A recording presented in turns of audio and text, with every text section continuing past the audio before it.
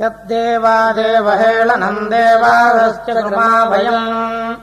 आदित्यास्तस्मान्मामुञ्जदत्तस्यर्थे नमामिता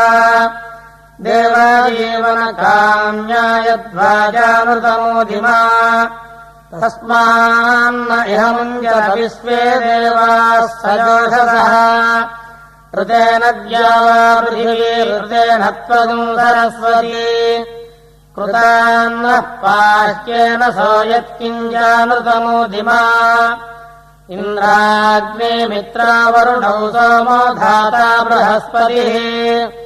तेन मुञ्जन्त्वेन सो यदन्यकृतमारिमा स जातशगुंसादुतजामि शगुंसाध्यायशस्यगुंसादुतवाचनीयसः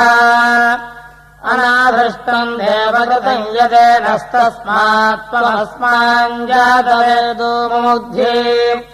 यद्वाजायन्मनसा बाहुभ्यामूरुभ्यामष्ठीपद्भ्यागम् शिष्ण्यैर्यदरदम् च कृमा वयम्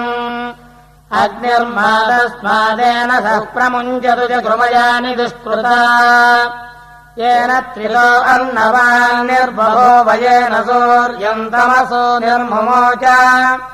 येनेन्द्रो विश्वा अजहादराधीस्तेनाहम् ज्योतिषा ज्योतिरानशान आक्षी यत्कुशीदमप्रदीप्तम् मयेह येन यमस्य निधिना चरामि एतत्तदग्ने अरुणो भवामि जीवम् नेव प्रतिदत्ते दधामि यन्मयि माता यदा पिपेशयदन्तरिक्षम् यदा शसातिक्रामामि त्रित् देवादिविजाता यदाप इमम् मे वरुण दत्त्वायामि त्वन्नो अग्ने सत्त्वन्नो अग्ने त्वमग्ने अयासि यदीव्यम् ऋणमहम् बभूवादित्समन्वासम् जगरजनेभ्यः अग्निर्मादस्मादिन्द्रश्च संविधानौ प्रमुञ्जताम् यद्धस्ताभ्याम् जगरगिल्बिषाम् यक्षाणाम् वग्नमुपजिघ्नमानः उग्रम् पश्याजराष्ट्रभृच्चराण्यप्सरसा वनुदत्ता मृणानि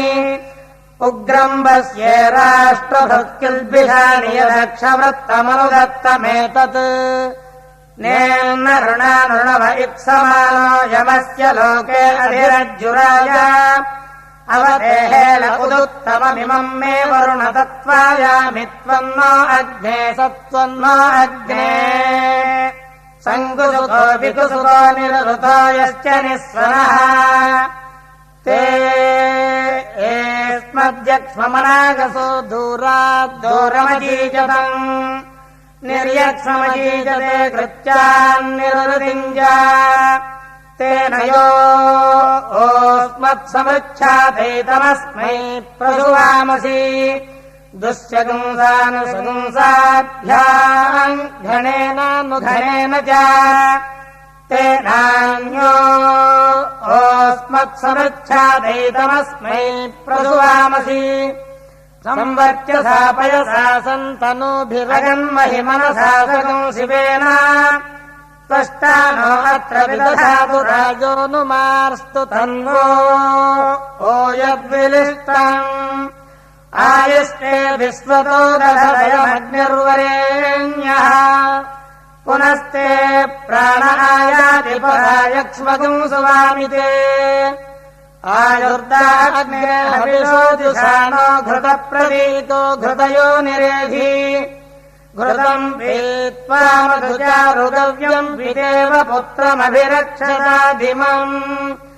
इममग्र आयुषे वर्चसे कृधि दिग्ममोजो वरुणसगुंसिषाधि माते वास्मादिते शर्म यच्छ विश्वे देवाब्जरदस्तिर्यधासते अग्र आयोगुंसि भवथ आसुतोर्जमिषञ्जनः आरे बाधस्वदित्सुनाम् अग्ने पवस्वस्त्वपा अस्मे वर्चः सुवीर्यम् दधद्रयिम् मयि पोषम् अग्निर्षिः पवमानः पाञ्जन्यः पुरोहितः तमीमहे महागयम् अग्ने जातान् प्रणुदानः सपत्नान् प्रत्यजातान् जातवेदोऽनुदस्व अस्मेदीदिः सुमना अहेळम् शर्मन्ते स्यामत्र्यवरोध उद्भौ सहसा जातान् प्रणुदानः सपत्नान् प्रत्यजातान् जातवेदोऽनुदस्व अधिना ब्रूहि सुमनस्य मानो वयज्ञस्यामप्रणुदानः सपत्नानि अग्नेयो नोभितो जनो वृको वारो जिघागुंसति तागस्त्वम् वृत्रहञ्जहिवः स्वस्मभ्यमाभरा अग्नेयो नोभिदासति समानो यश्च निश्चयः तम् वयगुंसमिदम् कृत्वा तुभ्यमग्नेऽपि दध्वसि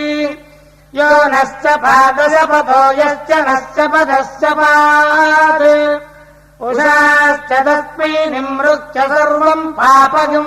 पापगुंसमूहताम् यो नश्च पत्नो योरनो मर्तोऽभिदासति देवाः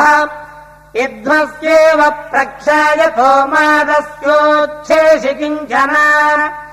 यो माम् द्वेष्टि जातवेदो यञ्चाहम् वेष्मि यश्च माम् सर्वागस्तानग्ने सन्दहयागश्चाहम् वेष्मि ये च माम् यो अस्मभ्यमराठीयाद्यश्च नोद्वेषते जनः निन्दाद्यो अस्मान् दिप्साच्च सर्वागस्तान्मश्मशा कुरु सगंसितम् मे ब्रह्म सगंसितम् वीर्या अम्बरम् सगंसितम् क्षत्रम् मे जिष्णु यस्याहमस्मि पुरोहितः उदेशाम् बाहु अरिरमुद्वर्चो अथो बलम् शृणोमि ब्रह्मणा मित्रानुन्नयामि स्वाम् अहम् पुनर्मनः पुनरायुर्म आगात् पुनश्चक्षुः पुनः श्रोत्रम् आगात् पुनः प्राणः पुनरागूतम् आगात् पुनश्चित्तम् पुनराधीतम् आगात् वैश्वानरो मे दद्धस्तनोपा अवबाधताम् दुरितानि विश्वा वेदयामो यदि नृणगम् सङ्घरो देवतासो स एतान् पाशान् प्रमुचन् प्रवेदसनो मुञ्जातु दुरितादवद्यात् वैश्वानरः पवयान्नः पवित्रैर्यत्सङ्गरमभिधावाम् न्यासाम् अनाजानन्मनसा याचमानो यदत्रैनो अवदत्सुवामि अनीये सुभगे दिवि विद्रुतौ नाम तारके प्रेहामृतस्य यच्छतामेतद्बद्धकमोचनम् विजिहीर्ष्वलोकान् गृधिबन्धान् मुञ्जासि बद्धकम् योनेरिव प्रच्युतो गर्भः सर्वान् पथो अनुस्वा स प्रजानम् प्रतिगृह्णीत विद्वान् प्रजापतिप्रथमजारुदस्य अस्माभिर्दत्तम् जरदः परस्तादच्छिन्नम् तन्तुमनुसञ्चरेम तदन्तन्तुमन्वेके अनुसञ्चरन्ति येषाम् दत्तम् वित्रियमायुनवत् अबन्धेके ददतः प्रयच्छाद्दातुम् चेच्छक्रवागुम् सस्वर्ग एषाम् आरभेथामनुसगुम् रभेथागुम् समानम् पन्थामवथो घृतेन यद्वाम् पूर्तम् परिविष्टम् यदग्नौ तस्मै गोत्रायेह जायापती सगुम् रभेथाम् यदन्तरिक्षम् पृथिवीमपद्या यन्मातरम् पितरम् वाजिगुंसिमा अग्निर्मातस्मादेन सोगारुहवत्य उन्नोमेषद्दुरिता यानि जगृमा भूमिर्मातादिर्नो जनित्रम् भ्रातान्तरिक्षमभिधस्तयेनः जौर्नः पिता पितृयाच्छम्भवासि जामिमित्वा माविवीक्षि लोकात् यत्र सुहार्दः सुकृतो मदन्ते विहाय रोगम् तन्वा आगस्वायाम् अश्राणाङ्गैरः हृदा स्वर्गे तत्र पश्येम पुतरम् च पुत्रम् यदन्नमप्यनुतेन देवा दास्यन्नुवा करिष्यन् यद्देवानाम् चक्षुष्याघो अस्ति यदेव किञ्च प्रतिजग्राहमग्निर्मातस्मादनुर्णम् कृणोतु यदन्नमग्नि बहुधा विरूपम् वासो हिरण्यमुतगामजानुरिम् यद्देवानाम् चक्षुष्याघो अस्ति यदेव किञ्च प्रतिजग्राहमग्निर्मातस्मादनुर्णम् कृणोतु यन्मया मनसा वाचा कृतमेनः कदाचन सर्वस्मात् तस्मान् मेलितो मोद्धि त्वगुम् हि वेत्थ यथा तथम्